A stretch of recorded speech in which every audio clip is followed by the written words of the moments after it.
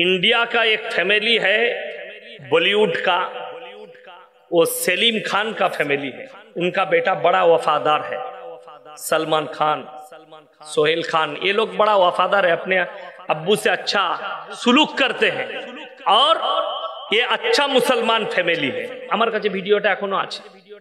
আমার দুঃখ লাগলো উনি বিনা তাহকিকাতে বলেছেন, উনি বেগার তাহকিকাত, যেহেতু তিনি ইন্ডিয়ার মানুষ নন, তিনি জানে না এদিকে মুসলমানই বলা যাবে না। যে মুসলমান বলবে তার ঈমান চলে যাবার খতরা আছে। কেন? এরা হচ্ছে মুশরিক। কি বললাম? কেউ যদি বাপের বেটা থাকেন আমার সঙ্গে টক করলেন, আমি প্রমাণ দিচ্ছি এইখানে মুশরিক কাকে বলে। মুশরিক মানে আল্লাহ ব্যতীত অপরকে রব হিসাবে মানে।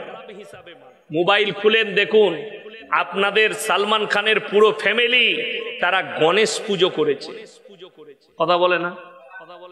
গণেশের উপাসনা করে, তারা মুশরিক। শাহরুখ খান উমরা করে এসছে, তারপরে আবার মন্দিরে পুজো দিতে গেছে, এর নাম মুশরিক। কোরআন শোনাবো, তারপরে আমাকে গালি দিবেন, কমেন্ট করবেন, যা ইচ্ছা তাই করবেন। প্রথমে কোরআন শুনেলেন,